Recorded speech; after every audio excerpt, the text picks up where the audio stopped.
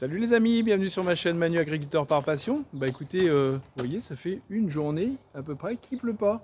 Et ben maintenant, on n'a plus qu'à attendre pour rentrer dans les champs. Donc on est en train de tout préparer. Aujourd'hui, on va se mettre à préparer la coupe là, qui est dans l'atelier, qui est derrière moi. On va la repeindre parce que je préférais depuis quelques années les repeindre avant la moisson parce que c'est beaucoup plus simple. Le fait d'avoir de la rouille au contact de la paille, on aurait plutôt des bourrages. Donc en faisant un petit voile de peinture, on n'est plus du tout embêté. Cette année, vous voyez, en allant aider un collègue, mon diviseur a un tout petit peu frotté en fait, contre un de ces poteaux de barrière, de portail. Et puis ça, c'était un petit peu tordu. Vous savez pour combien j'en ai là? Il y en a, bon après, je dis rien, l'assurance on prend une bonne partie à sa charge, mais là, c'est ça, plus le diviseur, 4 500 €. Donc c'est vraiment, je trouve, vraiment surfait par rapport à... C'est juste un petit peu de tôle, vous voyez, on va regarder un petit peu plus précisément, vous voyez, il n'y a quand même pas grand-chose, enfin, 4 500 balles pour ça, enfin, c'est tout bonnement, moi je trouve, de l'arnaque. Comme moi, que vous pouvez constater souvent des choses comme ça, enfin des bricoles qui valent tout de suite une fortune.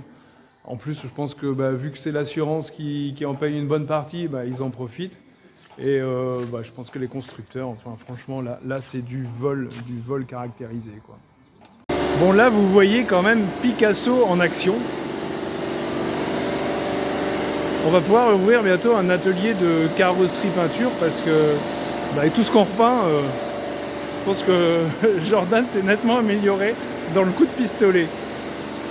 On a ressorti le Magnum là qui va passer un tout petit coup de déchômeur très très léger sur la parcelle qu'on a drainée l'autre jour. Comme vous avez vu, on a ressorti un petit peu d'argile et tout ça. Et là, l'avantage de ce déchômeur là à dents vibrantes, c'est qu'il n'a pas de rouleau, donc il y a moins de risque de bourrage. Donc, et puis c'est la première fois que je vais me servir du Magnum. Sinon j'avais fait un petit peu de décompactage cet été un peu avec, mais il ne sert pas souvent en traction, il est plutôt à traîner une remorque. Donc là, écoutez, on va prendre 2 heures de pure joie de reconduire ce tracteur. Là, on se pose pas la question, ça tire, ça tombe normalement pas trop en panne. Et puis la consommation, je m'aperçois que par rapport au modèle très récent, ça consomme pas. Alors qu'on disait qu'à l'époque, la Magnum, il fallait vraiment l'occuper pour consommer, mais parce que ça consommait. Mais écoutez, la preuve en est souvent de me dire les nouveaux consomment beaucoup plus que les anciens. Aussi quand même que ça m'embête de le salir parce que regardez, il est tellement beau et tellement propre. Il y a juste un petit peu de poussière dessus, donc écoutez, on va essayer de faire attention parce que là c'est un petit peu le véhicule de collection.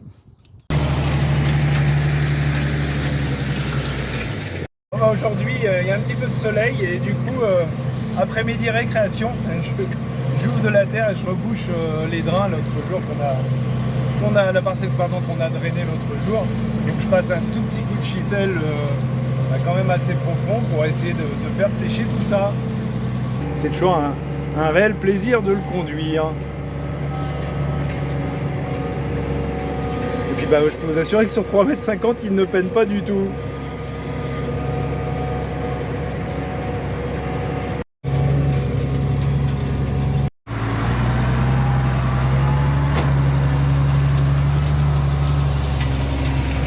Voilà, derrière moi j'ai attelé le 930 et puis le turbo derrière Verneland, ça ressemble un petit peu à la dent du Conskild quoi en fait, et c'est un turbo 8000. Et puis je vais essayer, j'aime bien cet outil là parce qu'il est assez polyvalent. Il fait aussi bien, il peut défoncer un petit peu, comme il peut faire de la préparation vraiment en surface, et puis au déchômage quoi, deuxième passage. Et puis l'avantage c'est qu'il consomme très très peu de carburant, on tourne autour de 7 litres hectare. Alors vous voyez, il est équipé d'un double rouleau. La première année que je l'ai eu, il avait donc un rouleau rond sur le premier, là, comme actuellement, et il avait un rouleau plat avec des fers plats, vous voyez, qui était un petit peu dans ce style-là, pincé. Et le gros souci du deuxième rouleau, c'est que en fait, dès qu'il pouvait choper un caillou, il le gardait parce que l'angle forcément entre les fers plats était, on va dire, pinçant en fait. Et du coup, c'était une catastrophe. Donc là, ils nous l'ont changé. Donc vous voyez, je refais un essai justement de repasser une deuxième fois pour ouvrir la parcelle, enfin pour essayer de préparer. Alors je roule un petit peu plus vite, là je suis à 12 à l'heure, 12 km/h à peu près. Et il semblerait quand même que ça soit un petit peu mieux.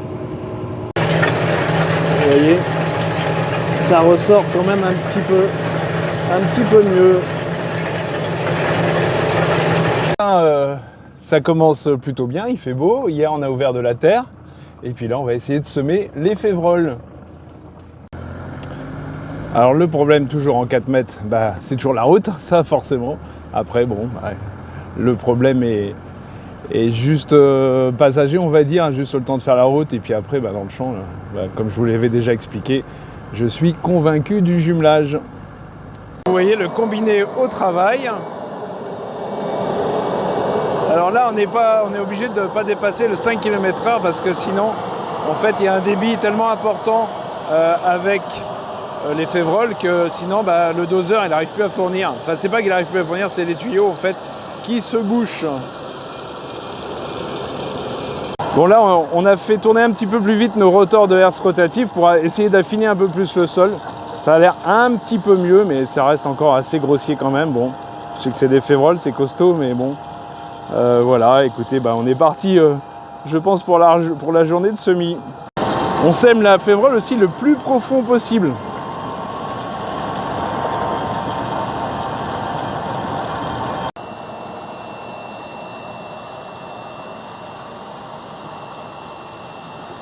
Donc voici la fameuse graine de févrole qu'on est en train de semer. Et vous voyez qui est avec plein de petites pointes dedans. Et ça, ce sont des attaques de bruche. La bruche, en fait, qui nous a fait perdre énormément de rendement. Et avant, en fait, ça partait. On avait un gros marché dans notre région. Et ça partait surtout pour, je crois, l'Inde, où ils font beaucoup de pain avec ça. Et puis depuis que ces insecticides-là ont été interdits en France, en fait, on a perdu tous les marchés à l'exportation. Donc maintenant, les févroles, ce qu'on en fait, c'est que ça rentre encore pour 1% à peu près dans la composition des farines pour faire le pain, en France en tout cas.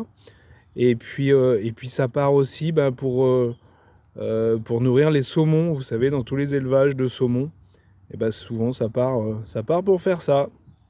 Ce matin, j'ai été chercher l'orge planète là qu'on va semer, donc justement sur cette parcelle-là, quand ça va réussir un petit peu, elle est juste derrière moi.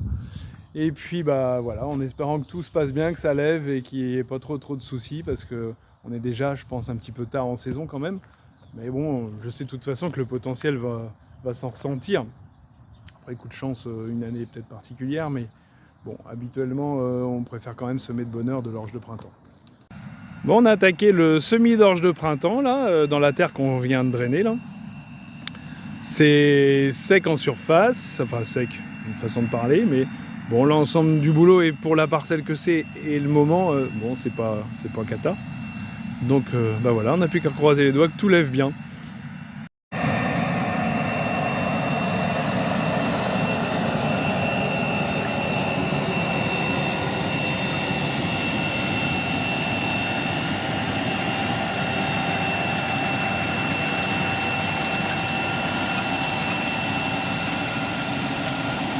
Notre orge planète est fini de semer. Vous avez vu à peu près les conditions, c'est pas tout à fait ressuyé, mais là ils annoncent déjà de l'eau pour ce soir. Ça nous manquait, on avait quand même 3 jours, 4 jours sans eau, ça faisait longtemps que c'était arrivé. Et puis on fait une pause dans les semis parce que le reste c'est vraiment des toutes petites graines, donc on a du lin textile à semer et puis une plante médicinale. Et là, étant donné que c'est des toutes petites graines, je veux pas qu'il pleuve dessus parce que s'il pleut dessus, nous c'est dans des très bonnes terres, dans des limons battants aussi. Donc voilà, je préfère pencher pour la sécurité. Écoutez, j'espère que cette vidéo vous a plu. Et puis voilà, n'oubliez pas de vous abonner. Enfin, je suis content parce que j'ai de plus en plus d'abonnés. On est arrivé à plus de 2000 et là, vraiment, j'en reviens toujours pas. Et puis voilà, un petit pouce bleu si ça vous a plu. À bientôt.